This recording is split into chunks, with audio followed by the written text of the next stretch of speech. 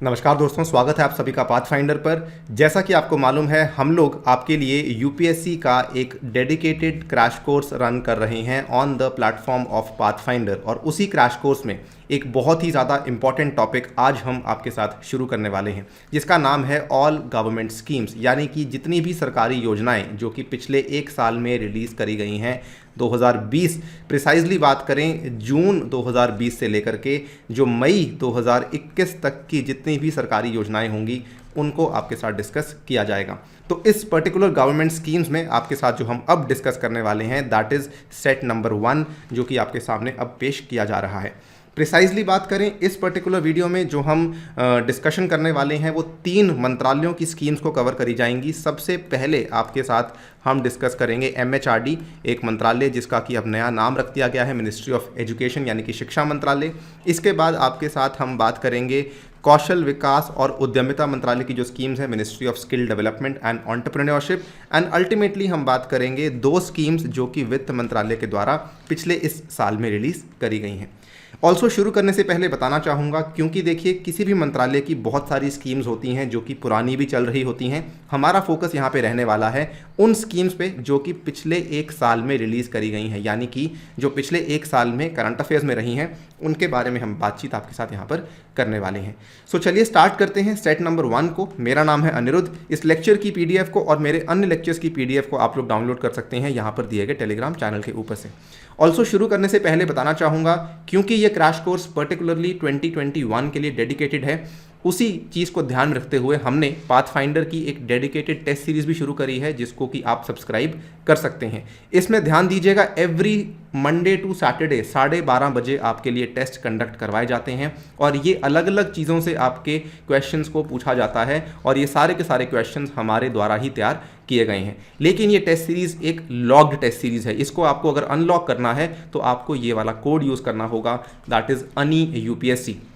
और इनफैक्ट जो लोग यहाँ पे टॉप 10 विनर्स होंगे उनके लिए अनअकैडमी अवार्ड्स भी लेकर आया है। नंबर 1 to 3 के लिए सब्सक्रिप्शन प्रोवाइड करवाई जाएगी। उसके बाद कुछ अमेजॉन के वाउचर्स हैं जो कि आप यहाँ पे जीत सकते हैं, राइट। सो यहाँ पर एज आई टोल्ड यू, इस वीडियो में मैं आपके साथ 3 मंत्रालयों को कवर करने वाला हूँ। सबसे पहला मंत्रालय जो कि कवर किया जाएगा that is ministry of education. इसके द्वारा जो पिछले एक साल में रिलीज़ की गई स्कीम्स हैं, जो शुरू की गई योजनाएं हैं, सबसे पहले तो युक्ति 2 प्लेटफॉर्म, उसके बाद पढ़ना लिखना अभियान जो कि हाल ही में शुरू किया गया था। Then we have the stars project जिसमें वर्ल्ड बैंक का बहुत बड़ा योगदान है। Then we have the Kapila campaign जो कि कहीं ना कहीं कलाम साहब को याद करने के लिए कैंपेन शुरू करी गई है। उसके बाद ट्यूलिप इंटर्नशिप प्रोग्राम, मनोदर्पण जो कोविड-19 से लड़ने के लिए मनोदर्पण शुरू किया गया था, तो इनके बारे में बातचीत करी जाएगी। उसके बाद जो आपका स्किल डेवलपमेंट एंड एंटरप्रेन्योरशिप का मंत्रालय है, इसके द्वारा रिलीज करी गई हैं 2 स्कीम्स। पहली स्कीम है स्वदेश इनिशिएटिव और दूसरी स्कीम है असीम पोर्टल। असीम पोर्टल एक ऐसी स्कीम है जिसको लेकर मुझे काफ़ी उम्मीद है सवाल डेफिनेटली पूछा जा सकता है। और तीसरे नंबर पर बात करते हैं वित्त मंत्रालय की, जो कि मैं समझता हूं एक लैंडमार्क स्कीम है भारत के अंदर। आयकर विभाग को बहुत ही बड़े लेवल पर बदलने की जो स्कीम है that is transparent taxation, that is honouring the honest scheme, जिसको कि आपने सुना होगा फेसलेस स्कीम के नाम से भी जाना जाता है। और अल्टीमेटली बात करेंगे विवाद से विश्वास योजना, जो कि पर्टिकुलरली कोविड-19 से ही जूझने के लिए बनाई गई थी। तो ये सारी की सारी स्कीम्स आपके साथ डिस्कस करी जाएंगी। जो भी पॉइंट्स आपको याद करने होंगे विद रिस्पेक्ट टू एग्जामिनेशन, वो मैं आपको पर्टिकुलरली मार्क करूंगा। वो चीज़ें तो आपको याद करनी ही करनी है। उसके अलावा कुछ चीज़ें ऐसी होंगी जो कि ऑप्शनल होंगी कि याद करनी है नहीं करनी है, डिपेंडिंग अपॉन योर पोटेंशियल आप उसको याद कर सकते हैं। तो सबसे पहले बात कर लेते हैं युक्ति 2 के पोर्टल के बारे में। देखिए, जो लोग पहले से जानते होंगे, युक्ति असल में पहले भी एक पोर्टल था जो कि शुरू किया गया था बाय दी HRD मिनिस्ट्री, और इसी का एक दूसरा भाग था युक्ति 2.0 जो कि लॉजिकल एक्सटेंशन बना of the earlier version of the युक्ति वेब पोर्टल। इसमें कई सारी चीज़ें हैं। सबसे पहली चीज़ तो आपको जो ध्यान रखने वाली वो यही है कि इसको शुरू करने वाली जो मिनिस्ट्री है वो HRD मिनिस्ट्री है। दूसरी इंपॉर्टेंट चीज़ जो कि आपको याद रखनी है, वैसे ऐसा सवाल यूपीएससी में नहीं आता लेकिन फिर भी कहीं ना कहीं और आ सकता है, युक्ति की फुल फॉर्म क्या है। युक्ति की फुल फॉर्म बेसिकली ये है, young India combating Covid with knowledge, technology and innovation. तो जो यहाँ पर के है इसका मतलब नॉलेज है, जो यहाँ पे टी है इसका मतलब टेक्नोलॉजी है, और जो यहाँ पे आई है इसका मतलब इनोवेशन है। और वाई यू का मतलब क्या है, why you basically stands for युवा, यंग इंडिया, युवा बेसिकली, उसके बाद आपका बन जाता है युक्ति। अब इसका एजेंडा क्या है, इसका उद्देश्य क्या है? इसका उद्देश्य काफ़ी सिंपल है, बहुत सारी कहानी आपके सामने लिखी हुई है। बड़ी सिंपल सी बात है कि जो आपका शिक्षा मंत्रालय है वो बेसिकली उन सभी तरह के स्टूडेंट्स को, उन सभी तरह के टीचर्स को और उन सभी तरह के जो रिसर्चर्स हैं उनको हेल्प करेगा सो दैट वो कोविड-19 के दौरान भी अपने कामकाज को आगे बढ़ाते जा सकें। ठीक है, स्पेशली ये लोग जो कि हायर एजुकेशन इंस्टीट्यूशंस में काम करते हैं उनको प्रॉपर लेवल पे सपोर्ट मिलती रहे, उनकी जो भी ज़रूरतें हैं वो पूरी होती रहें। ये सारी की सारी चीज़ें ये वाला युक्ति प्लेटफॉर्म करेगा। अब ये युक्ति प्लेटफॉर्म इसमें क्या करेगा, जो ये लोग हैं ना, जो ये स्टूडेंट्स हैं, जो ये टीचर्स हैं, या फिर जो ये रिसर्चर्स हैं, ये युक्ति प्लेटफॉर्म पे जाएंगे, अपनी रिक्वायरमेंट को, अपनी प्रॉब्लम को बताएंगे। प्रॉब्लम को एड्रेस कौन करेगा? प्रॉब्लम को एड्रेस करा जाएगा MHRD के द्वारा। तो ये बेसिकली एक इंटरैक्टिव प्लेटफॉर्म है जहां पर एक तरफ आपके स्टूडेंट्स और टीचर्स हैं और दूसरी तरफ आपकी MHRD है जो कि रिक्वायर्ड सपोर्ट उन लोगों को प्रोवाइड करती जाएगी। लेकिन ध्यान देने वाली बात क्या है कि ये वाला जो आपका पूरा का पूरा पोर्टल है ये पर्टिकुलरली डेडिकेटेड है to the higher education institutions, यानी कि जो लोग HEIs में काम कर रहे हैं उनको हेल्प करने के लिए प्लेटफॉर्म बनाया गया है। तो यहाँ पर आप देख भी सकते हैं HRD मिनिस्टर वर्चुअली लॉन्चेस युक्ति 2 फॉर हायर एजुकेशन इंस्टीट्यूट्स। इस चीज़ को आपको नहीं भूलना है, ये आपकी तीसरी इंपॉर्टेंट चीज़ है। दूसरी इंपॉर्टेंट चीज़ इसकी फुल फॉर्म थी जिसको आपको नहीं भूलना है। क्लियर है ये बात? इसका यहाँ पर आप बैनर भी देख सकते हैं, MHRD ने इसको रिलीज़ किया था कि किस तरीके से युक्ति पोर्टल लोगों की हेल्प कर रहा है। नेक्स्ट इज पढ़ना लिखना अभियान, वेरी वेरी इंपॉर्टेंट टॉपिक, और ये बहुत ही कुछ समय पहले ही रिलीज़ किया गया था। आप यहाँ पे इसका टाइम स्टैम्प देख सकते हैं, सितंबर 9, 2020 का है। और इसको जब अनाउंस किया गया था तो उस दिन था इंटरनेशनल लिटरेसी डे। ठीक है, तो इंटरनेशनल लिटरेसी डे वाले दिन ये एक लिटरेसी स्कीम शुरू करी गई थी, पढ़ना लिखना अभियान। अभी तक जो भारत का फ्लैगशिप अभियान था जो कि HRD मिनिस्ट्री के द्वारा शुरू किया गया था, दैट वाज सर्व शिक्षा अभियान, यानी कि यूनिवर्सल एजुकेशन की जो स्कीम थी वो शुरू करी गई थी। अब क्या है, पढ़ना लिखना अभियान शुरू किया गया है। अब इसका जो टारगेट ऑडियंस है, किसको हम पढ़ाना लिखाना चाहते हैं, वो काफ़ी अलग है। ध्यान से देखिए, इसका जो प्रिंसिपल टारगेट है ना पूरे के पूरे प्रोग्राम का, वो ये है कि भारत में जितने एडल्ट्स हैं इन द कंट्री जिनकी उम्र 15 साल से अधिक है, ठीक है, ध्यान से 15 साल से अधिक के जो लोग हैं उनको यहाँ पर लिटरेसी, उनको यहाँ पर एजुकेशन प्रोवाइड करवाए जाने का जो पूरा का पूरा दारोमदार है वो इस अभियान ने अपने ऊपर लिया है। और इसमें भी कुछ इंपॉर्टेंट डिस्ट्रिक्ट्स हैं जिनको प्रायोरिटी दी जाएगी, स्पेशली ऐसे ज़िले जहाँ पर जो महिलाओं का लिटरेसी का रेट है वो 60% से भी कम है, वहाँ पर ऐसे ज़िलों में ये वाले अभियान को पहले लागू किया जाएगा। इसमें जो ज़िले हैं ये वो वाले ज़िले भी इसमें ध्यान रखे जाएंगे जो कि नीति आयोग के द्वारा, आपको मालूम होगा, 112 एस्पिरेशनल डिस्ट्रिक्ट्स को अंडरलाइन किया गया था और इन्हीं एस्पिरेशनल डिस्ट्रिक्ट्स में ये वाली स्कीम को पहले चालू किया जाएगा। ठीक है, और इसके अलावा भी कुछ ऐसे एरियाज़ जैसे कि ट्राइबल एरियाज़ हैं, फॉरेस्ट एरियाज़ हैं, या फिर प्रिजन्स हैं, या फिर स्लम्स हैं, उन एरियाज़ में भी इन पर्टिकुलर अभियान के चलते हमारा एजेंडा ये है कि आगे जाके हम 100% या फिर टोटल लिटरेसी को अटेन कर सकें बाय द ईयर 2030। तो आपको याद क्या क्या कुछ करना है, सबसे पहले तो कि ये इसका टारगेट ऑडियंस क्या है। ठीक है, दूसरी इंपॉर्टेंट चीज़ आपको याद रखनी है कि इसमें जो है हमारा टारगेट है वो बेसिकली 2030 तक का है, जब हमें 100% टोटल लिटरेसी को अचीव करना है। ये दो चीज़ों को ध्यान रखिएगा प्लीज़। ये पढ़ना लिखना अभियान का बैनर है और तब तक हमारी मिनिस्ट्री ऑफ एजुकेशन का नाम भी चेंज हो चुका था, मिनिस्ट्री ऑफ HRD का नाम जो है रख दिया गया था शिक्षा मंत्रालय। तो इसका पूरा का पूरा ये ऐप है जो कि बनाई गई है, आप देख सकते हैं इसके कितने सारे फ़ायदे हैं। नेक्स्ट बात करते हैं स्टार्स प्रोजेक्ट के बारे में। इसको लेके मुझे उम्मीद है कि अगर किसी पर्टिकुलर चीज़ से बहुत ही बेहतरीन सवाल बन सकता है इस साल स्पेसिफिकली शिक्षा मंत्रालय की स्कीम्स में, तो स्टार्स प्रोजेक्ट एक वैसी क्षमता रखता है जिसको लेकर बहुत ही बेहतरीन सवाल बन सकता है। ऐसा मैं इसलिए बोल रहा हूँ बिकॉज ये एक ऐसा प्रोजेक्ट है जिसमें कि गवर्नमेंट ऑफ इंडिया और वर्ल्ड बैंक ने मिलकर इस पर्टिकुलर प्रोजेक्ट को शुरू किया है। इसकी भी फुल फॉर्म है strengthening teaching learning and results for the states, यानी कि आपको टीचिंग लर्निंग भी स्ट्रेंथन करनी है और स्टेट्स के लिए रिजल्ट्स भी। रिजल्ट्स का मतलब क्या होता है, रिजल्ट्स का मतलब साफ है, आपको आउटकम्स को भी यहाँ पे बेहतर करना है। ठीक है, इसका पूरे के पूरे प्रोजेक्ट का जो एम है वो ये है कि हम मॉनिटरिंग कर सकें और इंडियन स्कूल एजुकेशन सिस्टम में कुछ मेजरमेंट एक्टिविटीज़ ला सकें। यानी कि कुछ ऐसे सूचकांक तैयार किए जाएंगे, कुछ ऐसे इंडेक्स तैयार किए जाएंगे जिसके आधार पे हम ये पता लगा पाएंगे कौन सी स्टेट कितना बेहतर परफॉर्म कर रही है। शुरुआती टाइम पे इस पर्टिकुलर प्रोजेक्ट को लागू किया जाएगा 6 स्टेट्स में, जो कि 6 स्टेट्स आपके सामने हैं। हिमाचल प्रदेश है, उसके बाद राजस्थान है, then we have Maharashtra, Madhya Pradesh, Kerala and Odisha. इसको याद करना थोड़ा टफ है क्योंकि अलग अलग एरियाज में अलग अलग स्टेट्स दी गई हैं, बट हाँ ठीक है। और जो स्टेट्स यहाँ पे अच्छा परफॉर्म कर रही होंगी या फिर जिन स्टेट्स में बेसिकली हमें लग रहा है कि ज़रूरत है, उसके हिसाब से उन स्टेट्स को पैसा यहाँ पर डिसबर्स किया जाएगा। तो डिसबर्समेंट के लिए कुछ इंडिकेटर्स यहाँ पे निर्धारित किए गए हैं। ये इंडिकेटर्स निर्धारित किए गए हैं गवर्नमेंट और वर्ल्ड बैंक ने मिल करके, जो कि आगे जाके पैसा को डिसबर्स करने में हेल्प करवाएंगे। इसको इंप्लीमेंट करने वाले कुल मिला के 3 डिपार्टमेंट्स हैं। सबसे पहला तो आपका जो डिपार्टमेंट है वो मिनिस्ट्री ऑफ एजुकेशन ही है। यहाँ पर दूसरा मैं आपको बता चुका हूँ कि वर्ल्ड बैंक है, इसको भी आप याद कर सकते हैं। लेकिन तीसरा जो कि अक्सर बहुत बच्चों को नहीं मालूम है, वो हमारा डिपार्टमेंट ऑफ इकोनॉमिक अफेयर्स है। वित्त मंत्रालय के तहत आने वाला जो इकोनॉमिक अफेयर्स का विभाग है वो भी इसका एक स्टेक होल्डर है। इन तीनों ने मिलकर के इस पर्टिकुलर स्टार्स प्रोजेक्ट के लिए एक समझौते को साइन किया है, जिसमें कि टोटल जो वित्तीय सहयोग होगा वो लगभग 5718 करोड़ रुपए का होगा।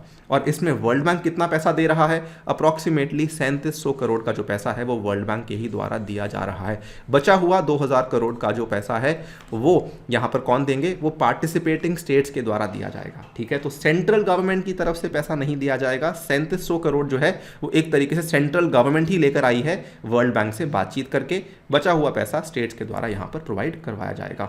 वेरी वेरी इंपॉर्टेंट स्कीम, इसको प्लीज़ ना लीजिए लाइटली बिल्कुल भी, इसमें से डेफिनेट क्वेश्चन आने की संभावना बन सकती है।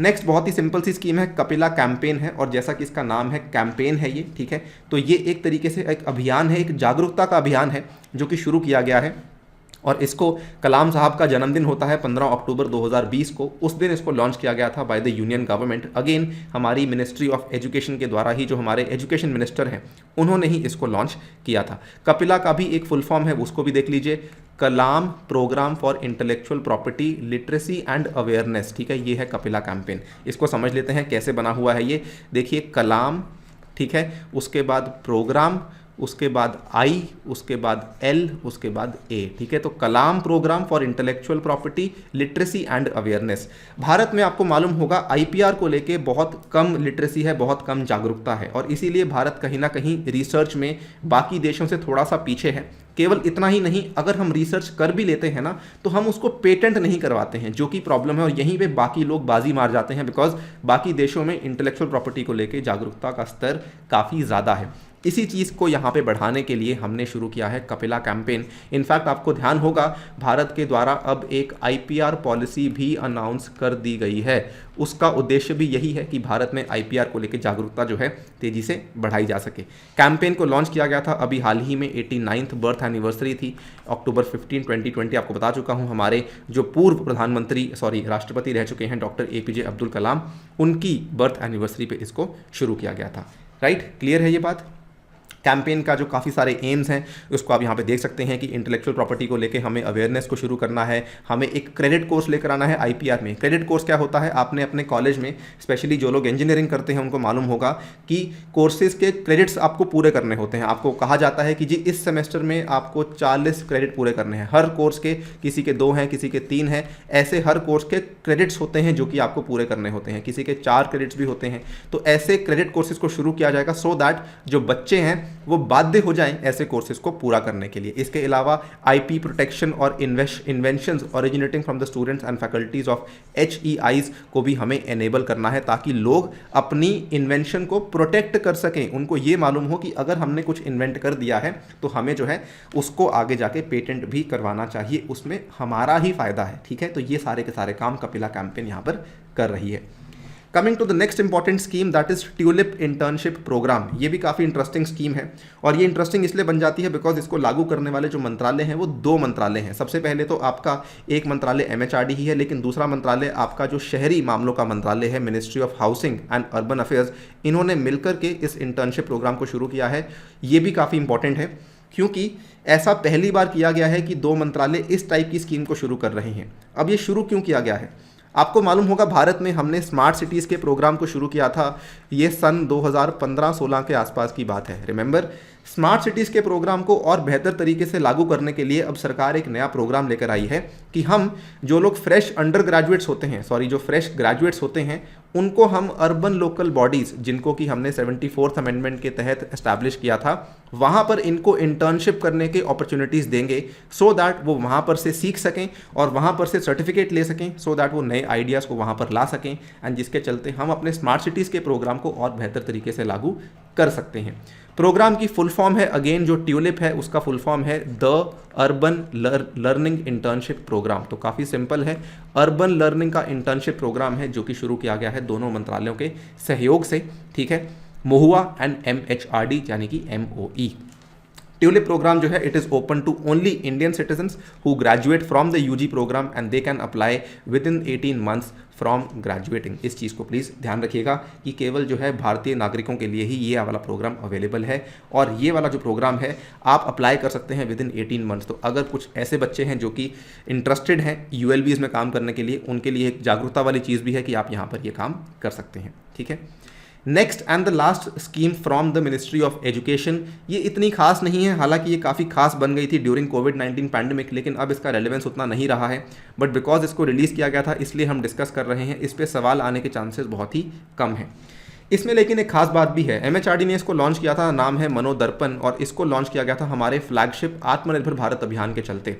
जो भारत ने आत्मनिर्भर अभियान शुरू किया था कोविड-19 से जूझने के लिए, सो बेसिकली ये वाले अभियान के चलते जो ये स्कीम शुरू करी गई थी, इसका मकसद ये था कि हम मानसिक तौर पे काफ़ी सारे लोगों को सपोर्ट करना चाहते हैं और उनकी काउंसलिंग करना चाहते हैं। कौन कौन इसमें स्टेक होल्डर्स हैं, कौन कौन इसमें बेनिफिशियरीज हैं, भले वो बच्चे हों, भले वो अध्यापक हों, भले वो बच्चों की फैमिलीज़ हों या फिर टीचर्स की फैमिलीज़ हों जो कि कहीं ना कहीं मेंटल हेल्थ या फिर इमोशनल प्रॉब्लम से गुजर रहे हैं, उनको हम वेलबींग प्रोवाइड करना चाहते हैं, साइकोलॉजिकल वेलबींग देना चाहते हैं। ये इस पूरे के पूरे पहल का मुद्दा था, और ये पहल जो है बहुत ही बेहतरीन पहल थी, बिकॉज कई सारे बच्चे जो कि या तो स्कूल जा नहीं पा रहे थे, उनकी पढ़ाई सफ़र कर रही थी, कई सारे बच्चे जो 12वीं में थे उनको ये चिंता थी कि अब उनको एग्ज़ाम देना है, वो किस तरीके से एग्ज़ाम देंगे, कई सारे टीचर्स जिन्होंने अपनी नौकरी को नया नया ज्वाइन किया था उनको दिक्कत आ रही थी, तो कई सारे लोग थे जिनको कि यहाँ पे साइकोलॉजिकल सपोर्ट की आवश्यकता थी, और मनोदर्पण स्कीम ने इस पर्टिकुलर गैप को फिल आउट किया था।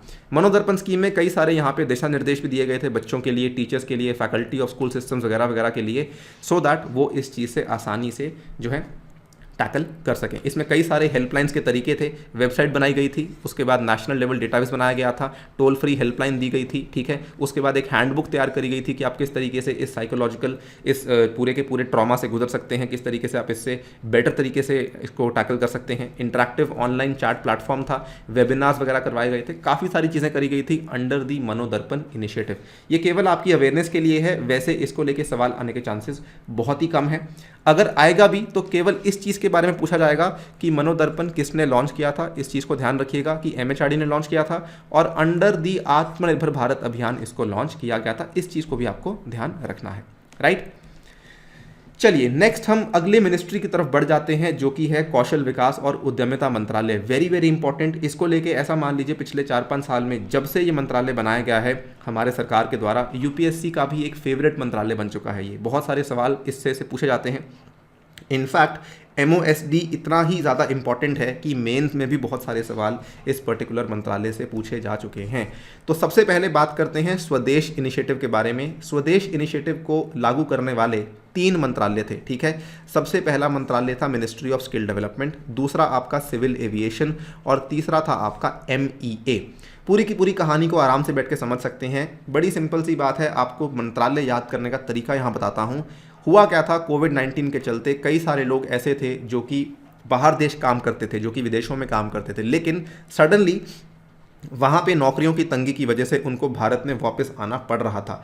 तो जो लोग वापस आ रहे थे उन लोगों को हेल्प करने के लिए कि आपके पास किस तरह का कौशल है, किस तरह की आपके पास स्किल है, उसके आधार पर हम बेसिकली आपको भारत में काम दिलवाने के लिए तैयार हैं। ये हमारी गवर्नमेंट का यहाँ पे प्रॉमिस था और इसीलिए आप देखिए ध्यान से कि सबसे पहले तो उनकी स्किल मैटर करती है, तो इसीलिए मिनिस्ट्री ऑफ स्किल डेवलपमेंट आ गई। वो बाहर से वापस आ रहे हैं तो सिविल एविएशन आ गई, ठीक है, और उनका डेटाबेस मेंटेन करना है तो एक्सटर्नल अफेयर्स मिनिस्ट्री भी आ गई। इन तीनों मिनिस्ट्रीज़ ने मिल करके इस पहल को शुरू किया था और इसका भी एक फुल फॉर्म है। स्वदेश का फुल फॉर्म क्या है? Skilled workers arrival database employment support. ठीक है, तो स्वदेश या स्वदेश आप इसको समझ सकते हैं, ये वाला पूरा का पूरा स्कीम का इसका मतलब था।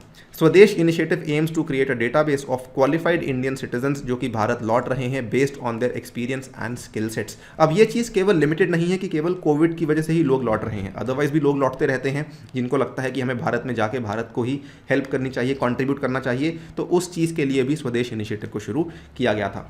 इसमें क्या होता है, एक बहुत ही पुरानी डिबेट है, आपने सुनी भी होगी कि ब्रेन ड्रेन जो कि हमें भारत में से देखने को मिल रहा है, ब्रेन ड्रेन, इस चीज़ को कंट्रोल करने के लिए सरकार क्या क्या कर रही है। इनफैक्ट पिछले साल बहुत सारा ऐसा डेटा रिलीज़ किया है जिसको ये देखा जा रहा है कि जो हमारे बोर्ड्स के टॉपर्स रहते हैं, जो हमारे IIT के लोग रहते हैं, वो भारत को छोड़ के बाहर चले जाते हैं और बाहर के देशों में काम करते हैं। और इस चीज़ को लेकर अब गवर्नमेंट फाइनली काफ़ी कुछ कर रही है और यहाँ पर आपका जो ये स्वदेश इनिशिएटिव है उसी चीज़ के लिए शुरू किया गया है। इसमें ये H नहीं आएगा, I am sorry for this mistake, ये केवल स्वदेश ही आएगा, SWADES।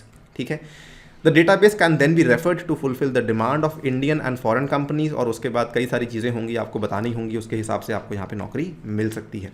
आप यहाँ पे देख सकते हैं, please fill your skill card, register yourself for future employment opportunities. Clear है ये बात। नेक्स्ट है Aseem portal, very very important, इसको लेके सवाल आने के चांसेस बहुत ज़्यादा हैं। मैं प्लीज़ आपको बार बार बोल रहा हूँ, इसको बहुत ज़्यादा ध्यान से पढ़िएगा, डेफिनेट क्वेश्चन आने की संभावना इसके अंदर बन रही है। सबसे पहली बात तो लॉन्च करने वाला जो मिनिस्ट्री है, मंत्रालय है, वो आपका वही है, कौशल विकास और उद्यमिता मंत्रालय, और इसका एक फुल फॉर्म है असीम का, आत्मनिर्भर स्किल्ड एम्प्लॉय एम्प्लॉयर मैपिंग। ठीक है, तो इसकी फुल फॉर्म है आत्मनिर्भर स्किल्ड एम्प्लॉय एम्प्लॉयर मैपिंग। अगर आप इसकी फुल फॉर्म को समझ लेंगे तो आप समझ लेंगे कि इसका बेसिकली मुद्दा क्या है। देखिए, कुछ लोग ऐसे हैं जो नौकरी लेना चाहते हैं, कुछ लोग ऐसे हैं जो नौकरी देना चाहते हैं। ठीक है, तो एक एम्प्लॉयर होता है, एक एम्प्लॉय होता है, लेकिन दोनों को जोड़ना अपने आप में एक बहुत ही बड़ा टास्क है। और ये पोर्टल यही बोलता है कि यहाँ पर कई सारे वर्कर्स हैं जिनकी डिटेल्स प्रोवाइड करवाई जाती हैं। एक तरफ आपके वर्कर्स हो गए और एक तरफ आपके ओनर हो गए, और दोनों को जोड़ने के लिए आपका ये वाला पोर्टल है जो कि यहाँ पर बनाया गया है। तो portal will map the details of workers based on the regions and the local industry demands, and it will bridge the demand supply gap of skilled workforce across the sectors in India. ये इसका main मुद्दा है कि जो लोगों को नौकरी चाहिए और जो लोग नौकरी देने के लिए तैयार हैं, उन दोनों लोगों को जोड़ने के लिए बनाया गया है ये वाला मंच, असीम पोर्टल। असीम पोर्टल की फुल फॉर्म दोबारा देख लीजिए, Aatmanirbhar skilled employ employer mapping. Clear है ये बात, बड़ी सिंपल सी चीज़ है, right. Coming to the ministry of finance, finally हम आखिरी की दो स्कीम्स पर आ चुके हैं। मिनिस्ट्री ऑफ फाइनेंस की जो दो स्कीम्स हैं, transparent taxation, honouring the honest scheme. इस स्कीम को फेसलेस स्कीम भी कभी कभार कह दिया जाता है, बिकॉज इसके बेसिकली जो प्रावधान है वो ये कहते हैं कि अब किसी भी इंसान को जो है वो सामने आने की आवश्यकता नहीं है, लेकिन उसका जो टैक्स कलेक्शन है वो काफ़ी ज़्यादा आसान बन जाएगा। और कहीं ना कहीं इनफैक्ट अगर आपको कोई मित्र होगा, कोई दोस्त होगा जो कि IRS में होगा, वो आपको बहुत ही बेहतरीन तरीके से शायद बता सकता है कि उसको पर्टिकुलरली IRS के कैडर को इस पूरी की पूरी स्कीम ने किस तरीके से प्रभावित किया है। ये वाली स्कीम लॉन्च करी गई थी 13 अगस्त 2020 को, और ये माना जा रहा है कि हमारे आयकर के विभाग में, इनकम टैक्स के पूरे क्षेत्र में एक बहुत ही बड़ी लैंडमार्क स्कीम मानी जाएगी। PM launch the transparent taxation honouring the honest scheme. ठीक है, उम्मीद थी मुझे कि पिछले साल के प्रीलिम्स में सवाल आ सकता है, लेकिन इस साल के प्रीलिम्स में भी सवाल आने की पूरी उम्मीद इससे बन रही है। It is the latest reform in a series of tax reforms to eventually get rid the income tax department of its legacy from intrusive tax collector to tax facilitator. अभी क्या है, अगर आप देखें कई सारे लोगों के दिमाग में ये रहता है कि जो आयकर विभाग है वो हमसे कहीं ना कहीं हमारे टैक्स में दखल अंदाजी कर रहा है। उसी चीज़ को ख़त्म करने के लिए, परसेप्शन को ख़त्म करने के लिए ये वाली स्कीम को चालू किया गया है, जिसमें कि आयकर विभाग जो है वो अब टैक्स कलेक्टर नहीं बल्कि टैक्स का फैसिलिटेटर बन जाएगा। वो आपकी हेल्प करेगा कि आप अपने टैक्स को कैसे बचा सकते हैं, कैसे आप अपने टैक्स को और अच्छे तरीके से प्लानिंग कर सकते हैं। इस पूरी की पूरी स्कीम का यही मतलब है, ठीक है। और इसमें सबसे इंपॉर्टेंट चीज़ क्या है, इसमें जो असेसमेंट होगी वो फेसलेस होगी, जो अपील होगी वो भी फेसलेस होगी, और टैक्स पेयर्स के लिए एक चार्टर भी बनाया जाएगा। आपने सिटीजन चार्टर का नाम सुना होगा, वैसे ही एक टैक्स पेयर के लिए चार्टर बनाया जाएगा, यानी कि जो लोग यहाँ पर टैक्स पे करते हैं उनको भी उनके अधिकारों के बारे में जानकारी प्रोवाइड करवाई जाएगी। और फेसलेस का मतलब क्या है? बड़ी सिंपल सी बात है कि जो भी आपका, मान लीजिए कोई आपका इनकम टैक्स का ऑफिसर है जो कि आपकी पूरी की पूरी जांच कर रहा है, तो वो ये इस आधार पे जांच नहीं करेगा कि ये इंसान कौन है। वो केवल आपके नंबर्स को देखेगा और अगर उसको लगेगा कि कुछ ना कुछ यहाँ पे दिक्कत है, तभी जाके आपके ऊपर जो है कोई ना कोई केस बनेगा। यानी कि एक कंप्लीट यहाँ पर एक ऐसा मान लीजिए कि किसी भी प्रकार का जो है बायसनेस यहाँ पर सामने नहीं आ सकती है। ये एक इसीलिए कहा जा रहा है it is a new era of trust, transparency and tax, जो कि अब शुरू कर दिया गया है।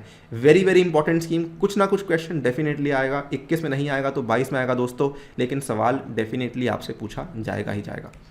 Next and the last scheme, विवाद से विश्वास योजना। बहुत ही सिंपल सी स्कीम है ये, इसमें कुछ खास नहीं था। ये वाली स्कीम बेसिकली कोविड-19 के चलते ही बनाई गई थी। और इसका मतलब क्या था?